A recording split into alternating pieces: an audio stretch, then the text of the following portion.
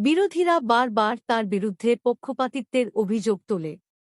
কিন্তু রাজ্য বিধানসভার অধ্যক্ষ বিমান বন্দ্যোপাধ্যায় দাবি করলেন, বিধানসভায় বিরোধীদের ভূমিকাও সমান গুরুত্বপূর্ণ। লোকসভা এবং রাজ্যসভায় প্রায় ১৫০ জন সাংসদকে সাসপেন্ড করে দেওয়ার যে ঘটনা ঘটেছে, তা যাতে রাজ্য বিধানসভায় না ঘটে, সে বিষয়েও সতর্ক করেছেন বিমান বন্দ্যোপাধ্যায়। গত ৩ ডিসেম্বর লোকসভায় ঢুকে পড়ে স্মোক ক্যান থেকে ধোঁয়া ছড়িয়ে বিক্ষোভ দেখায় দুই যুবক। এই ঘটনায় সংসদের নিরাপত্তা নিয়েই প্রশ্ন উঠে যায়।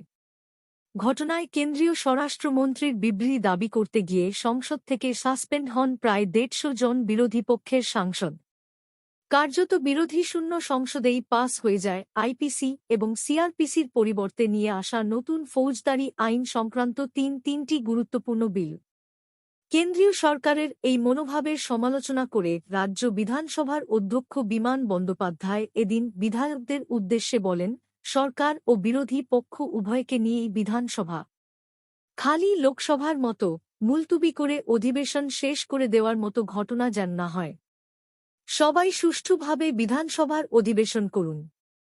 সাংসদের সাসপেন্ড করার ঘটনারও নিন্দা করেছেন বিমানবাবু। তিনি বলেন, সাংসদদের এভাবে সাসপেন্ড করা মনে করি সঠিক হয়নি।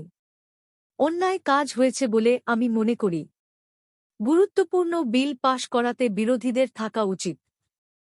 এটা এমন বিষয় নয় যে দেশের পরিকাঠামো নষ্ট হয়ে যেত। উচিত ছিল ত্রুটিগুলো দেখা, প্রয়োজনে পরের অধিবেশনে আনতে পারত। আমি আইনজীবী হিসাবে অনেক দিন তর্জমা করি। নাম পাল্টে দিলেই চরিত্র বদলে যায় না। রাজ্য বিধানসভায় বিরোধী পক্ষের বিধায়কদের উদ্দেশ্যেও বিশেষ বার্তা দিয়েছেন বিমান বন্দ্যোপাধ্যায়।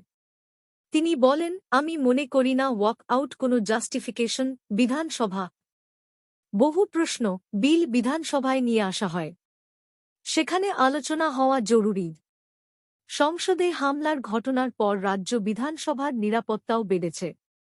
সেই প্রসঙ্গে অধ্যক্ষ বলেন, লোকসভার ঘটনার পরে আমাদের নিরাপত্তা বাড়ানো হল। এই নিরাপত্তা যাতে বজায় থাকে, তা শাসক বিরোধী উভয়কেই বজায় রাখতে হবে।